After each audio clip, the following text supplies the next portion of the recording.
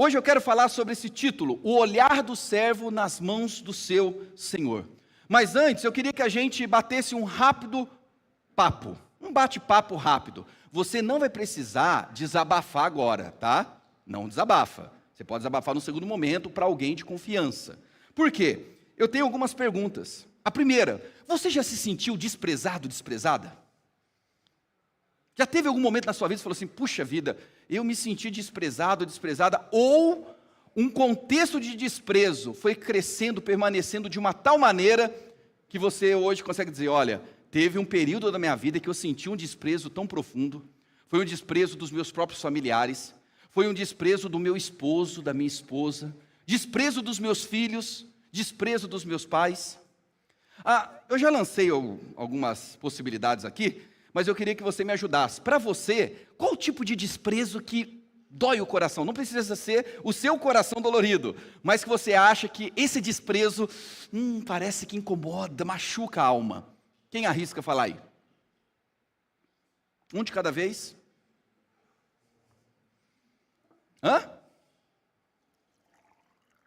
Obrigado pela ajuda.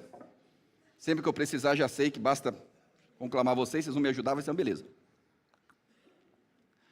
Vamos lá, vamos entender o que é desprezo. Oi? Indiferença. Ok. Vamos entender o que é desprezar. Você lembra antigamente quando escrevia uma cartinha que dizia assim, prezado fulano de tal. Então vamos entender o que é a palavra desprezo. Prezado fulano de tal. Aí se você é um poeta, escreva essas mal traçadas linhas para poder, né? Lembra dessa época? Eu lembro.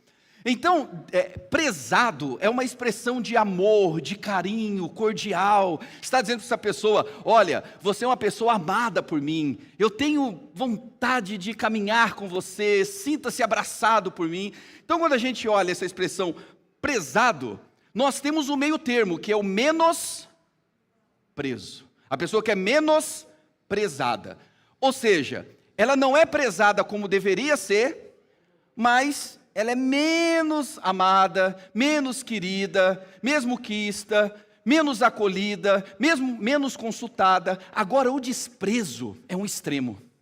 O desprezo é aquele ambiente que talvez a pessoa não quer mais falar com você, ou te ignora, ou gera uma indiferença. Antigamente falava, olhava, conversava, mas aos poucos, seja qual for a razão, foi menosprezando, e chega uma hora que chega ao principal, que é o desprezo. Existem várias formas de desprezo que a gente poderia passar. Um outro, você já se sentiu mal por ser alvo de zombaria? Perceber que as pessoas estão rindo de você. E detalhe, quando a gente fala de um desprezo que aconteceu de forma pontual, a gente supera, né? Passa fácil. Agora imagine você ter que conviver com o teu esposo, que já não te preza mais como prezava, que no passar do tempo foi menosprezando, e hoje você convive com um esposo que te despreza, que já não olha para você da forma que olhava, já não dá a atenção que antigamente dava. Imagine você ter que conviver com pessoas que ficam zombando de você, zombando da tua aparência, da tua estética, zombando do teu peso, zombando da cor da sua pele, zombando do lugar que você veio, da região que você veio. Você já teve essa experiência de sentir mal, por perceber que você é alvo de chacota? Já viu essa palavrinha? Chacota. Na Bíblia tem uma palavrinha ainda mais desconhecida, chocarrice, zombaria, de você se tornar a piada para outras pessoas. E aí a última pergunta, como que você reagiu? Ou como que você reage quando as pessoas começam a te desprezar? Eu chuto o pau da barraca. Se me desprezar, eu desprezo também. Você é daqueles?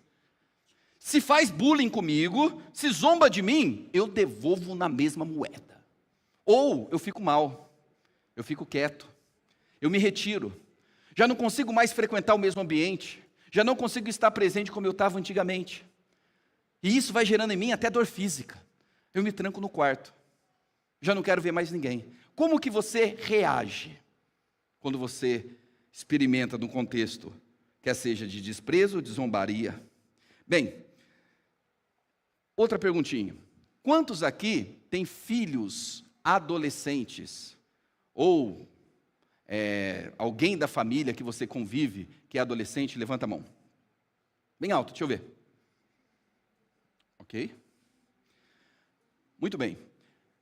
Se você não assistiu, mesmo que você não tenha um adolescente na sua família, tá? Um filho adolescente, um sobrinho adolescente, eu queria que você assistisse essa minissérie. Porque ainda que você não tenha contato com adolescentes, essa minissérie vai te ajudar a ajudar adolescentes que mais cedo ou mais tarde vão trilhar o seu caminho. Quem assistiu essa minissérie, levanta a mão, adolescência. Pouquíssimas pessoas. Essa minissérie, acho que são 4 episódios, não falo memória, é uma minissérie que fez com que se tornasse número 1 de views na Netflix. Então está na Netflix, já adianto para você. E é uma minissérie, para você, vou dar só aqui não é um spoiler, mas uma sinopse, que logo de início a gente já tem um drama de um adolescente que comete um crime. E o que se torna tão avassalador na minissérie é que tudo parece não cooperar para que ele fosse assim. Eu vou passar para vocês o trailer. Fica tranquilo, tranquila, que não é nada forte, mas talvez pela forma que o trailer foi feito, é impactante. Veja o trailer de 1 minuto e pouquinho. Vamos lá.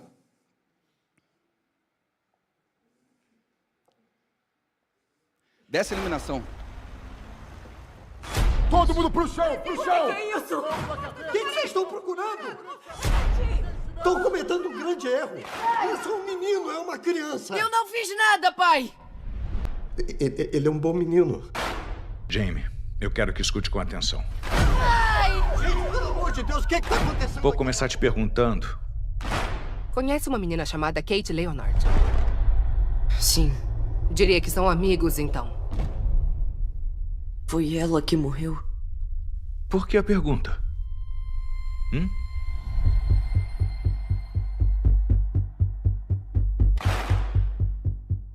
Será que tudo bem se a gente falar disso?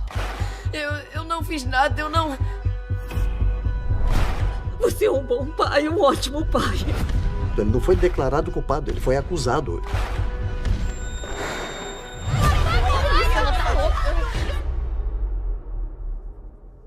O que você fez? Você apanhou de mulher, seu babaca! Você não tá entendendo. Não tô entendendo o quê? Você não entende o que estão fazendo. É um incentivo para a ação da manosfera. 80% das mulheres sentem atração por 20% dos homens. Não vão ser conquistadas de um jeito normal. A gente não fez nada de errado, né? Ei!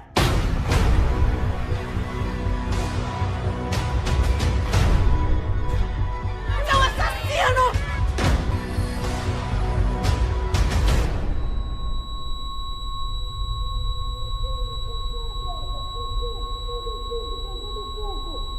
Você não controla nada aqui!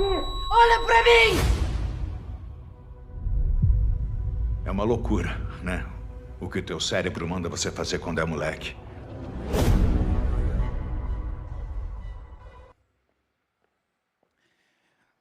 Eu ia falar uns 5 minutinhos da mensagem em cima desse trailer e qual é a proposta da minissérie. Mas ali sentado eu pensei em outra coisa. Eu não vou falar mais nada da minissérie, porque eu quero incentivar você a assistir essa minissérie. Mesmo que você não tenha adolescentes dentro do seu convívio, eu queria que você assistisse. A gente marca um sábado, aproveitar esse friozinho, faz uma pipoca, se encontra para um bate-papo de 1 hora, conversar um pouco sobre as camadas do que essa minissérie propõe. Você topa? Cara, que é isso, gente? Isso é pecado. Você imagina um pregador, faz uma coisa dessa, arma um vídeo desse aí. Vamos! Amém? Que amém mentiroso. Vamos lá, alguns dados. Eu vou lançar alguns dados aqui para a gente correr para chegar no texto. Olha que interessante. 1,3 bilhão de adolescentes no mundo. Ou seja, dentro de todos os mais de 7 mil bilhão, a gente tem 1,3 bilhão de adolescentes no mundo. Corresponde a 1/6 praticamente da população mundial. 130 milhões de adolescentes, presta atenção nesse dado, 130 milhões de adolescentes sofrem bullying na escola. Outro dado, 1 a cada 7 sofre de transtorno mental gerado pelo contexto do bullying, da zombaria, do menosprezo, do desprezo. E por fim, as principais doenças que são provocadas nos nossos adolescentes é a ansiedade e a depressão. A gente precisa parar para bater um papo sobre isso. A gente tem que parar para refletir um pouco sobre isso. Falei de adolescentes. Para fazer agora um contraste, deixa eu falar dos nossos idosos. Afinal, a nossa igreja é linda pela quantidade de idosos que tem. E olha alguns dados. Esse Disque 100, todas as informações que eu vou passar agora, é tirado dentro dos dados do Disque 100, que é no contexto do Brasil, ok? Que quando você percebe um abuso, um bullying, alguma coisa contra o idoso, você Disque 100, faz a denúncia e assim eles vão registrando esses dados. Olha os dados que eles nos trazem. 47 mil violações contra idosos. 38% sofre de violência psicológica. De onde vem essa violência? Família, cuidadores e pessoas próximas. Olha como que acontece essa violência. Humilhação por limitações físicas ou cognitivas. Desprezo pela opinião ou sentimento do idoso. Isolamento social, imposto pela família ou instituições. Piadas ou comentários depreciativos sobre o envelhecimento. Negligência afetiva, não incluindo o idoso nas decisões familiares. Esse é um estudo do Disque 100. Depois, se você quiser, eu posso mandar para você as lâminas, as telas, para você ler com calma e pensar nas implicações. Eu queria compartilhar com vocês um salmo que eu compartilhei quarta-feira. Então, o pessoal que esteve aqui quarta-feira, peço desculpa, vocês vão ouvir novamente a mesma mensagem com algumas abordagens um pouco mais além. Mas toda quarta-feira a gente se reúne aqui num culto chamado Aviva. Não sei se você viu ali a chamadinha. E é um culto diferente, é 1 hora que a gente passa aqui, das 7h30 às 8h30. A mensagem é rápida, o louvor é rápido e a gente tem um tempo de conversação, de verbalizar o que a gente sente. A gente divide em pequenos grupos. Se alguém quiser falar, pode falar. Se alguém quiser só ouvir, pode só ouvir. E ali as pessoas compartilham pedido de oração, agradecimento. Às vezes é assim, às vezes é cada um no seu canto mesmo. Mas a gente tem esse tempo de louvor, adoração, palavra. E nós começamos uma série de mensagens nos chamados Salmos de Romagem, os Salmos dos degraus, os Salmos da peregrinação, que vai do Salmo 120 até o Salmo 134. E quarta-feira agora eu falei sobre o Salmo 123. E esse salmo tem a ver com pessoas que foram menosprezadas, desprezadas, que foram alvos de zombaria, e essas pessoas estão vivendo isso continuamente e a alma se encontra quebrada, a alma se encontra saturada. É aquela pessoa, esse salmo mostra alguém que está dizendo assim, chega, não consigo mais viver esse contexto. Se alguma coisa não acontecer, eu vou explodir. Se alguma coisa não acontecer, eu vou me enlouquecer. Se alguma coisa não acontecer, eu vou adoecer. O Salmo 123 fala sobre isso. Eu fiz um resuminho do Salmo 123. O Salmo da alma saturada, farta, cheia de desprezo e zombarias, que nos convida a transcender a situação e olhar atentamente para aquele que pode lidar com a nossa alma. Então esse é o resumo do Salmo. É um salmo que mostra uma alma saturada, moída, gente que está querendo desistir da vida, mas é gente que passa a transcender, a olhar além, e vai olhar para aquele que pode resolver essa questão da alma. Então essa noite, em nome de Jesus, que o Espírito Santo te ajude a lidar com o que está aí na tua alma, já há um bom tempo, que faz você estar saturado, saturada, de tanto desprezo, de quem você esperava que talvez deveria te prezar. Gente que deveria cuidar de você, te amar, corresponder, ser recíproco. E esse ambiente tem se tornado um lugar que cada vez mais envenena a sua alma. O Deus a quem o salmista se dirige é o mesmo Deus que nós vamos dirigir essa noite. E eu tenho certeza que algo muito especial pode acontecer nas nossas vidas. Vamos ler o Salmo? Se você quiser abrir o seu aplicativo, você abre. Quiser acompanhar na sua Bíblia, pode acompanhar. Ou aí no telão. Diz assim, a ti que habitas nos céus, elevo os olhos, como os olhos dos servos estão fitos nas mãos dos seus senhores, e os olhos da serva na mão de sua senhora, assim os nossos olhos estão fitos no Senhor nosso Deus, até que se compadeça de nós.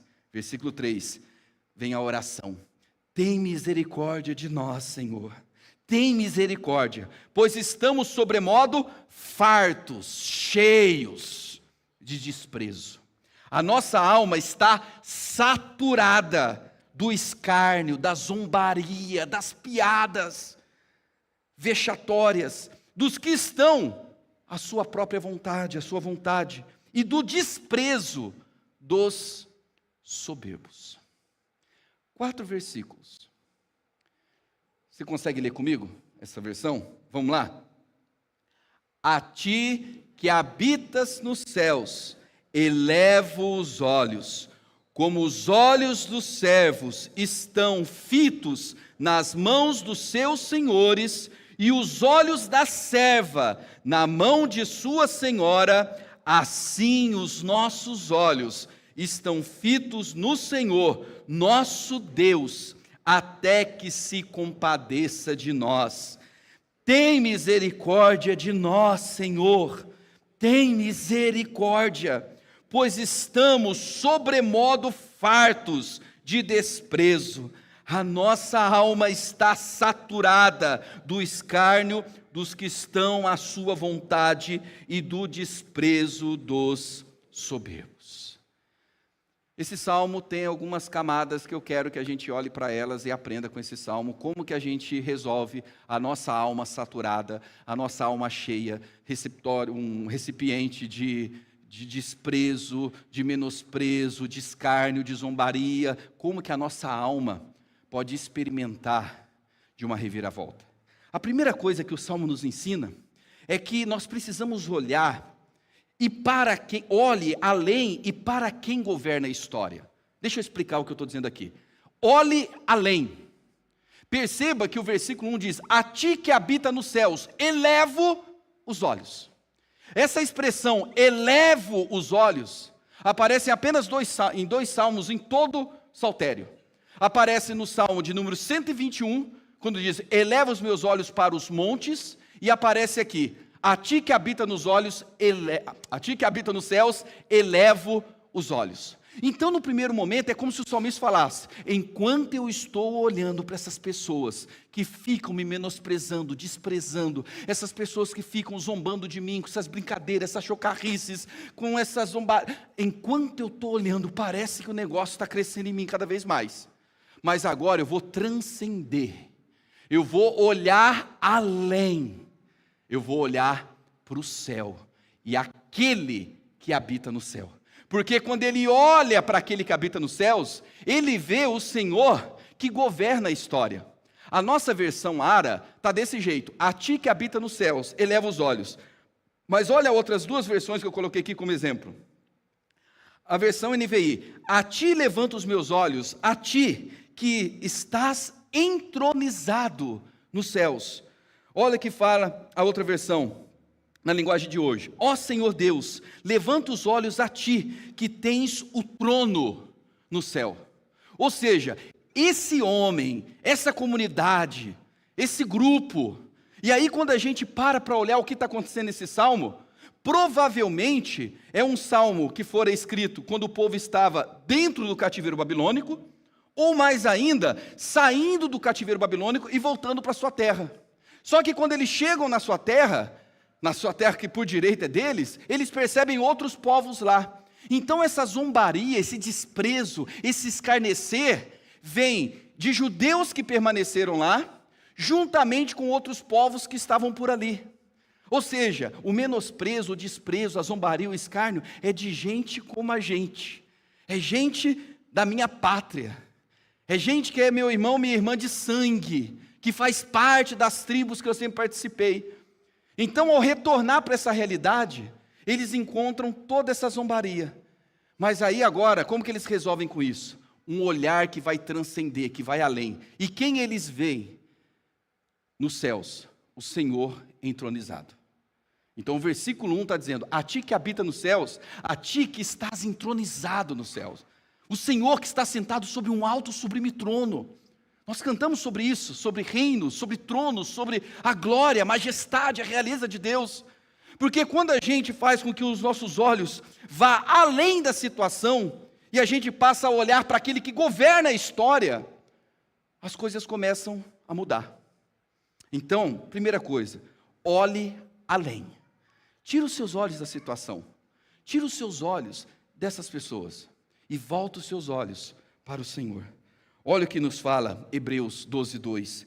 Olhando firmemente para o autor e consumador da fé, Jesus, o qual, em troca da alegria que lhe estava proposta, suportou a cruz, não fazendo caso da ignomínia, da vergonha, do vexame, do insulto. Jesus passou por aquilo que os salmistas estavam passando, mas a forma que Jesus passa é completamente diferente. Por isso que você também pode passar de forma diferente por essa situação, porque Ele é aquele que está sentado à destra do nosso Deus. Quando a gente olha para os céus e vê o Senhor entronizado, nós vemos aquele, espiritualmente falando, que está à direita, à destra do Pai, intercedendo por você, que passou pelo que você passou, e ao vencer, pode nos conceder aquilo que a nossa alma precisa, para não continuar envenenada, autodestrutiva, e às vezes destruindo outras pessoas. Vamos continuar? Olha que interessante, eu separei uma frase aqui, de um autor chamado Dietrich Bonhoeffer. Cada um pronuncia de um jeito. Zé, como é que pronuncia Bonhoeffer? Bonhoeffer, aí para você ver.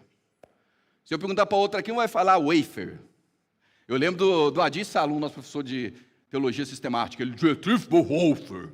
E a voz dele enchia. O Zé já está pronunciando como Bonhoeffer. Bonhoeffer. Olha a frase desse homem que viveu num contexto da perseguição do nazismo, em que a própria igreja estava se vendendo ao nazismo. Esse homem que se opõe, que diz, eu não vou me render a essa realidade, ele escreveu, o trono celestial é o símbolo da esperança para os perseguidos. Onde que está a nossa esperança? A nossa esperança não está na mudança da pessoa que fica zombando da gente. Deus pode até mudar o coração da pessoa. A nossa esperança está naquele que pode mudar a pessoa, mas se não mudar a pessoa, pode mudar o nosso coração. Porque a questão maior não é a zombaria, não é o menosprezo, o desprezo de pessoas contra nós ou contra você, mas é como você reage diante disso, como que você responde a tudo isso. E aí o texto vai dizer, a gente olha para aquele que habita nos céus entronizado. O trono é o símbolo da esperança para os perseguidos. Aí eu peguei uma outra frase de uma mulher para dar um equilíbrio também, né? Susanna Wesley. Ela é a mãe do John Wesley. Olha o que ela diz. Ensinei meus filhos a amar e a confiar no nome do Senhor, pois sei que nesse nome há vida. Você percebeu que a todo instante o texto fala sobre Senhor, Senhor. E esse Senhor não é um pronome de tratamento respeitoso que a gente tem com pessoas mais velhas, ou alguém que está num cargo diferente. Não é uma expressão respeitosa apenas, mas é principalmente um nome. Senhor, que está nesse salmo, que a gente vai ver repetir várias vezes, o Senhor se referindo a Deus, é o mesmo Senhor que é dito lá em Êxodo, quando Moisés pergunta, a quem eu vou dizer ao povo, em nome de quem que eu fui enviado? Aí nós temos Deus dizendo, diga que o eu sou te enviou a vós outros. É o Deus da aliança. É o Deus que ouve o clamor do oprimido, como ouviu no Gênesis. É esse Deus que está disposto a te ouvir. É esse Deus que pode fazer aquilo que a gente não tem mais condições de fazer. E aí, essa senhora, no seu ambiente doméstico, ensinou os seus filhos a amar o nome do Senhor, sabendo que no nome do Senhor eles poderiam confiar e encontrar vida. O Salmo diz mais, como os olhos dos servos estão fitos nas mãos dos seus senhores, e os olhos da serva na mão da sua senhora, assim os nossos olhos estão fitos no Senhor, nosso Deus. É interessante que o Salmo agora, ele vai pegar emprestado uma linguagem muito comum da época. Ali está falando de uma linguagem de escravidão, onde nós temos o escravo que olha para o seu senhor, ou a escrava que olha para a sua senhora, e não havia nenhuma comunicação verbal entre eles. Então o escravo, o servo, tinha que prestar atenção na mão. Então, não era que falava em libras, simplesmente era um gesto, e o servo e o escravo entendiam. E ele sabia que a provisão dele estava nas mãos do seu senhor. O escravo sabia que não apenas a provisão, mas a proteção dele estava nas mãos do seu senhor. E não apenas a provisão e a proteção, mas a direção que ele deveria seguir estava nas mãos do seu senhor. Aí pega-se esse exemplo da época como analogia e diz, da mesma forma, nós estamos atentos, com os olhos fitos nas mãos do nosso Senhor. Agora, para a gente conseguir olhar para Deus como sendo o Senhor, olhar para as mãos de Deus, nós precisamos nos ver como servos. É uma postura humilde diante da vida. Às vezes a gente chega de forma arrogante diante de Deus, como se Deus tivesse a obrigação de fazer alguma coisa por você, como se Deus tivesse a obrigação de tirar a tua dor, qualquer que seja ela. O servo, quando olha para o seu senhor, a serva, quando olha para a sua senhora, em nenhum momento exige alguma coisa, em nenhum momento diz assim, eu sou o teu servo, ó Senhor, então, eu quero a provisão, eu quero o alimento, eu quero a proteção, eu quero a direção. Ele não tinha essa autoridade sobre o senhor, ou sobre a senhora. Ele dependia da compaixão, da misericórdia do seu senhor ou da sua senhora para fazer algo por ele. Mas alguma coisa aconteceu na história da igreja, que a gente inverteu esse negócio tudo. Hoje os crentes se acham senhores de Deus. Inverteu, Deus se tornou um servo que está à mercê daquilo que eu quero, e eu sou o Senhor da história. Eu falo para Deus como tem que ser feito, eu falo para Deus da forma que Ele tem que agir. Se você não tiver um olhar de servo, você não vai experimentar daquilo que a mão do Senhor tem para estender sobre a sua vida. Afinal de contas, Deus concede graça aos humildes, mas Ele resiste aos soberbos. O Deus resiste aos soberbos e concede graça aos humildes. Mais uma frase. Hoje estou cheio de frase aqui, de citação, hein? Charles Spurgeon, um dos grandes pregadores da história. Olha o que ele disse. A mão que segura o universo. Essa aqui para mim, eu me pentecostalizei, comecei a dar uns glória ao que eu estava lendo. A mão que segura o universo também sustém a tua alma. Meu irmão, você consegue internalizar esse negócio aí? O universo, presta atenção, o universo é o universo, não porque existe uma aleatoriedade cósmica que faz com que tudo esteja de forma harmoniosa. Alguém já disse que se o nosso planeta, ele faz dois movimentos, vamos lembrar aí de aula de física? Deve ser física, sei lá o que é. Ele faz um movimento em volta dele mesmo, nosso planeta, como se fosse um eixo imaginário, chamado de rotação, dura 24 horas. E ao redor do Sol, um de translação, que é um ano. Eles dizem que se o nosso planeta, e ele faz uma órbita perfeita ao redor do Sol, se o nosso planeta estivesse deslocado um pouco mais distante do Sol, seria impossível ter vida no nosso planeta, ele seria totalmente congelado. Ou se ele fugisse do seu eixo gravitacional e aproximasse um pouco mais do Sol, era impossível ter vida sobrevivendo nele. Ele seria totalmente queimado. Agora, você acha que a perfeição do movimento de rotação e translação é uma casualidade? É algo aleatório? Hoje em dia, talvez eu estou um pouco desatualizado, mas dentro dos meios acadêmicos, já chegaram à conclusão de algo chamado design inteligente. E o design inteligente, eles conseguiram mapear o universo. E eles perceberam que há um design. E se há um design, não pode ser aleatório. Mas existe um arquiteto. Existe alguém que projetou. Quem segura o universo é o mesmo que segura a tua alma. Amém? Ô, meu irmão, isso aí tem que aquecer. Eu estou suando aqui, não é possível que você está com essa frieza. A mão que segura o universo também sustenta a minha alma.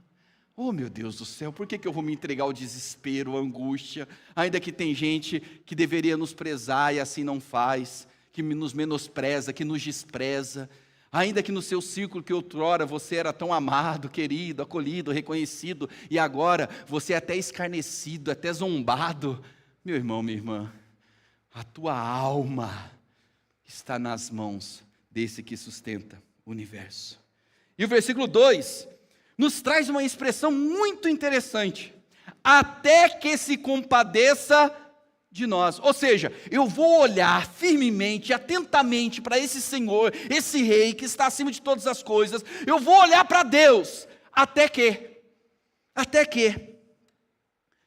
Ele se compadeça de mim, se compadeça de nós. Ou seja, persevere até Deus transformar a sua alma. Isso nos mostra que nem sempre é num primeiro olhar que as coisas acontecem. Você já viu aquela expressão, amor a... o quê? Vocês não lêem Shakespeare, não? A gente tá louco? Amor à primeira vista. Nunca viu um videozinho, um filminho, um seriado? Você já viveu isso. Você achou que passou a amar a pessoa pelo primeiro olhar. Ali foi amor à primeira vista. Meu irmão, minha irmã, pode ter sido química, pode ter sido tara, pode ter sido qualquer coisa. Mas não existe amor à primeira vista. Amor é algo que se desenvolve. Amor é algo que vai se crescendo no passar do tempo. Não existe amor à primeira vista. Talvez a tua história, à primeira vista, você teve um deslumbre com a pessoa com você, e depois isso se tornou amor. Essa ideia de amor à primeira vista é coisa de Hollywood. Amor é algo que se desenvolve. Amor precisa de perseverança. Por isso que Paulo escreve em 1 Coríntios 13, e eu vos passo a mostrar um caminho sobremodo excelente. Amor é um caminho, e caminho se forma enquanto se caminha, se anda, se vai, é passo a passo. Assim que vai se construindo o amor. E aí ele vai dando características de cada passo do amor. Em outras palavras, não tire os olhos do Senhor, por mais que talvez a situação ou o seu coração permaneça da mesma forma. Aí você fala assim, puxa vida, parece que não adiantou nada. Eu continuo no ambiente de menosprezo, meu marido continua um cavalo, um jumento me dando coice para tudo que é lado, me menosprezando, me desprezando. Eu continuo vivendo zombarias que machucam a minha alma. Eu vou olhar atentamente para o Senhor, para as suas mãos, até que. Pode ser de imediato? Até pode, mas normalmente tem um tempo da espera. Normalmente leva um tempo as coisas mudar em nós. Leva um tempo para que esse olhar cruzado e fito no Senhor comece a permear nossa mente e fazer algo diferente em nós. Outra frase, Elizabeth Elliot. Essa mulher aqui, gente, se você tiver um tempinho para você ler um pouquinho sobre a história dela, o esposo dela, quando eles tiveram conhecimento a uma tribo inalcançável, ou que até então não tinha sido evangelizada, eles foram evangelizar, ele e mais 3, 4 pessoas, 4 missionários, foram evangelizar nessa tribo e foram canibalizados, mortos, comidos. Depois de um tempo, essa mulher, ela começa a se aproximar dessa tribo, ela cria uma amizade com uma mulher da tribo, e aquela mulher da tribo vai garantir para ela que ela também não seria morta, e ela passa a evangelizar, morar na tribo em que o seu esposo foi morto. E essa mulher escreveu, a transformação não acontece sem dor, mas a perseverança na dor revela Cristo em nós. Eita glória! Coisa linda, né? Eu estou meio penteco, não sei porquê. A transformação não acontece sem dor. Eu lembro quando eu morava na roça, eu tinha um amigo, e eu sempre fui muito chorão. Eu não sou muito bom para dor, não. Estou um bom tempo com a garganta boa. O tempo virou, já começou minha garganta ficar ruim, está eu lá hoje, a tarde toda debaixo do edredom. Oh, meu Deus, não é possível. Tem que tirar as amidas mesmo, tem que tirar. E aí eu lembro que quando eu me machucava, hoje a gente está na geração Nutella. Passa nem chama mais de metiolato, né? Depois do metiolato evoluiu para mercúrio. Qual que ardia? Metiolato, né? Aí evoluiu para o mercúrio. Hoje em dia, ao invés de arder, doer, te dá até uma sensação, nossa, olha, cheiro de alecrim. Antigamente, meu irmão, minha irmã, eu sei que a nova geração não sabe o que é isso. O metiolato. Eu acho que a dor que aquele negócio provocava, não é que tirava a dor que você estava sentindo, você sentia uma outra dor que sobressaía a dor que você estava sentindo. E eu lembro que quando meu tio vinha com metiolato e vinha sem dó, ou qualquer remédio que tinha lá, ardia, as arnica da vida, você nem sabe o que é arnica, né? Não sabe, você não sabe o que é arnica. E aí eu lembro que esse meu amigo falava assim, ele era bem caipirão, ô Tony, o que arde cura, aperta e segura. É a forma que me consolava. O que arde, cura, aperta, mas segura. A transformação não acontece sem dor. Tem coisas que, para serem mudadas em nós, dói. E dói muito, gente. E dói. Mas a perseverança, não a desistência por causa da dor, mas a perseverança na dor, revela Cristo em nós. Caminhando para a reta final, ele vai dizer assim no versículo 3: tem misericórdia de nós, Senhor, Yahvé, tem misericórdia. A oração, agora ele passa a orar coletivamente. A oração nos conduz e fortalece na misericórdia. Presta atenção. Quando você estiver sendo desprezado, menosprezado, quando você se sentir alvo de piada, não se desespere, não se feche, não se torne violento. Tem pais que acham que ensinar o filho tratar o bullying com bullying na escola vai resolver. Um dia eu vi um pai falando assim, não, eu já vi a minha filha e eu já falei para ela, quando insultarem você, insulte mais ainda. Aí eu falei assim, posso te falar uma coisa?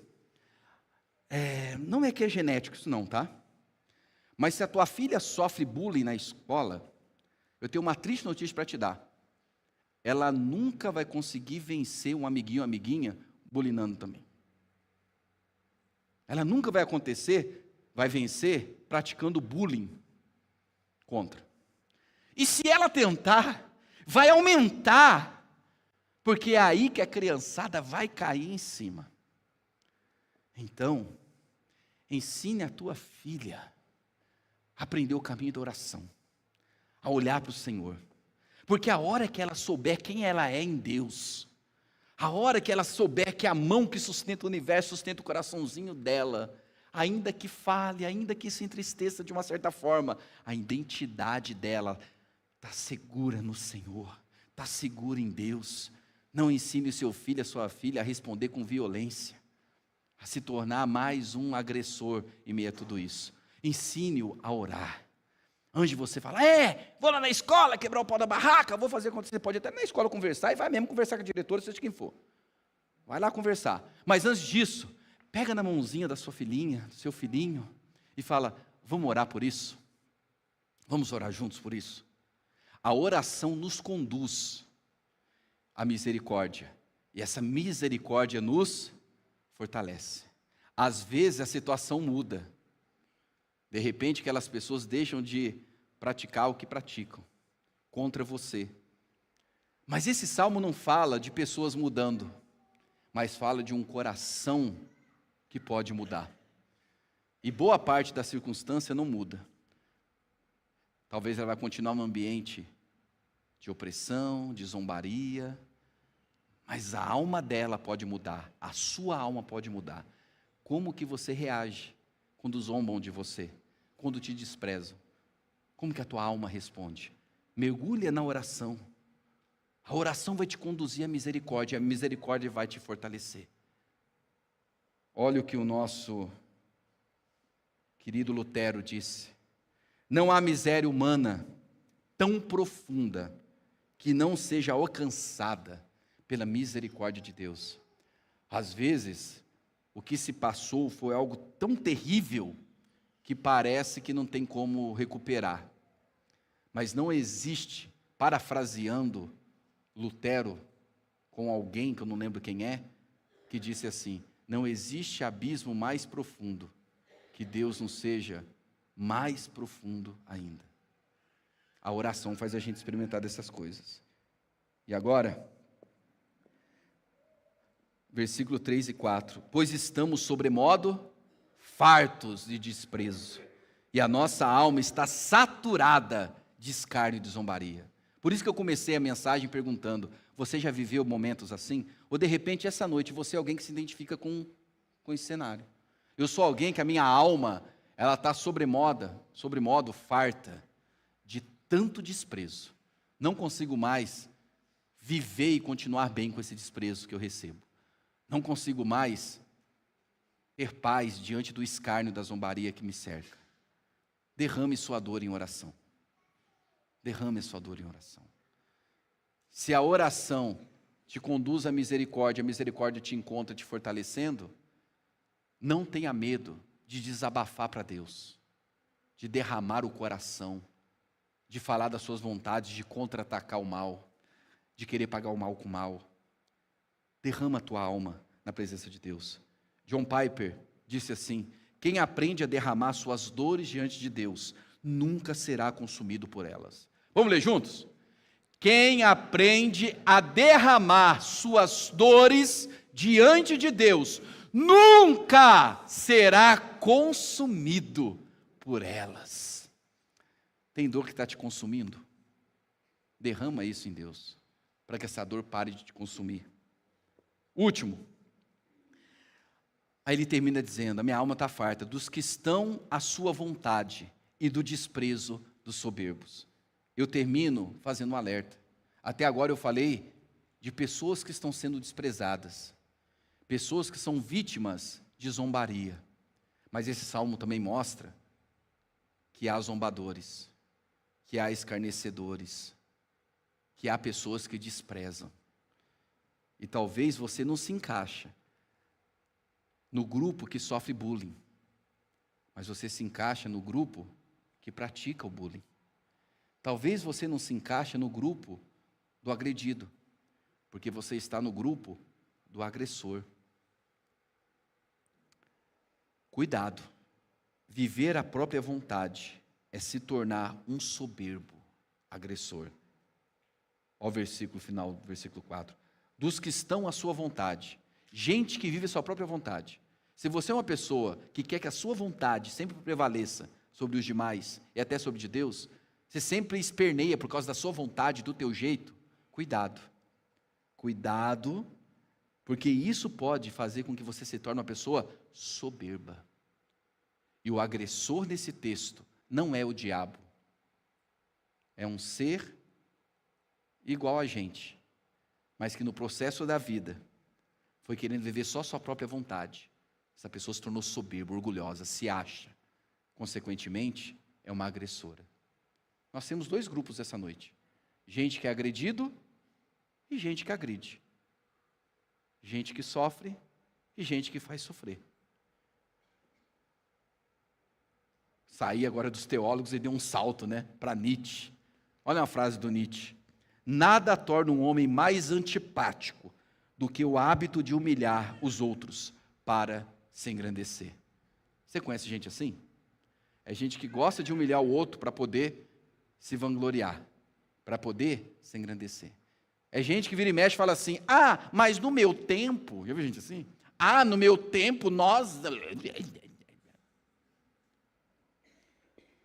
Jesus foi desprezado pelos seus e sofreu todo o escárnio na cruz, mas isso não venceu. Ele venceu a morte.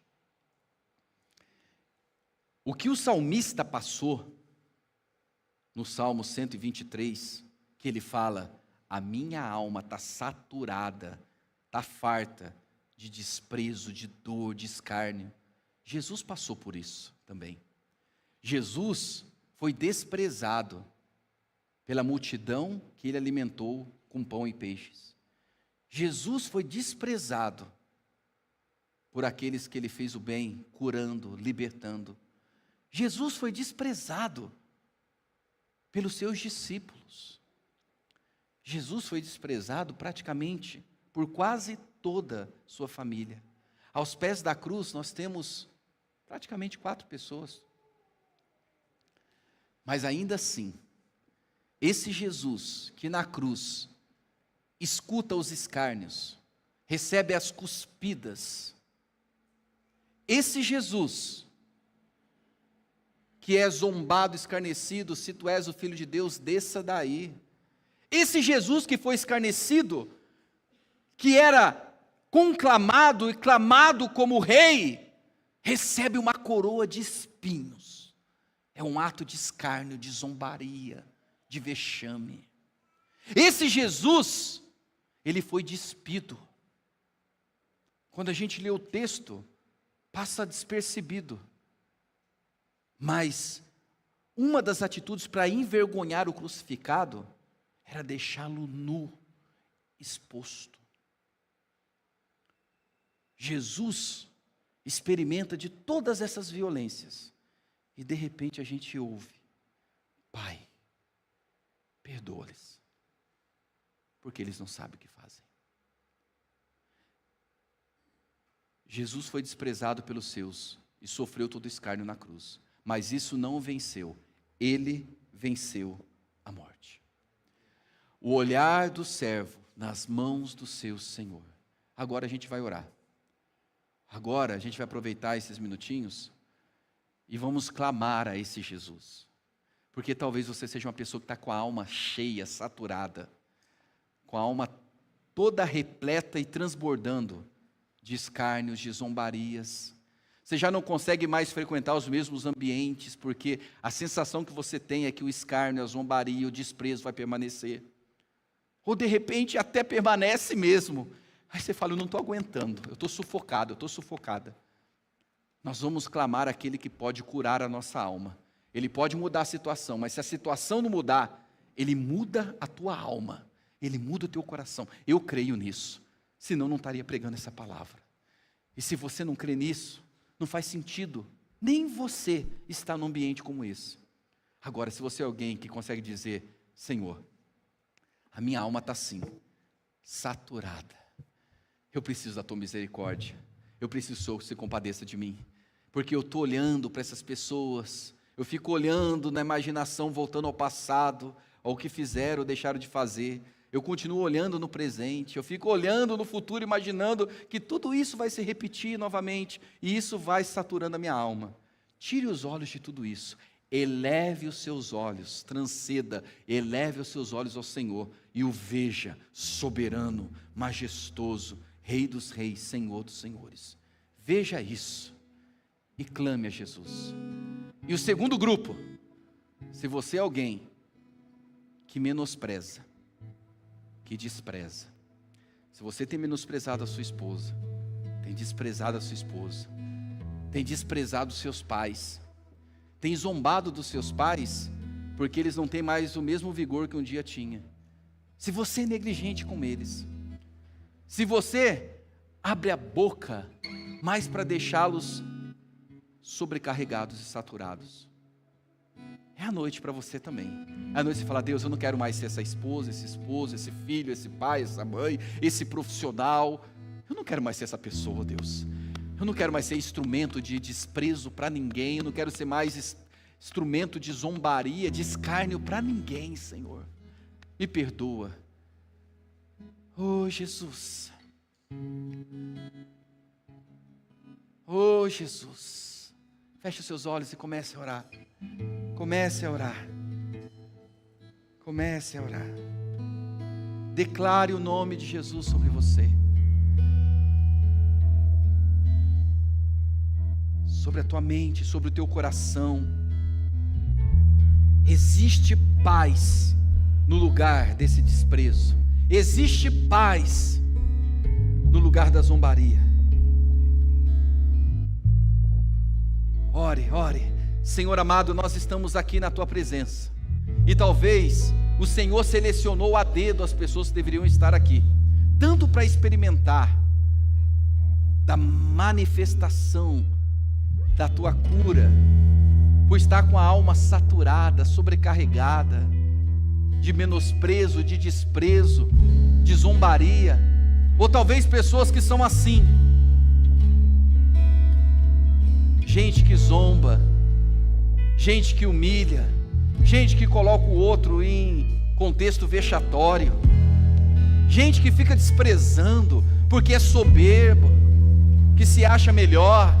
O Senhor nos trouxe aqui para isso, e nós queremos sair daqui, Senhor, restaurados, tocados, invadidos pela tua misericórdia. Se compadeça de nós, Senhor, essa noite. Nós não tiraremos os olhos de ti, e queremos sair daqui como instrumentos vivos para pessoas lá fora que estão vivendo esse contexto.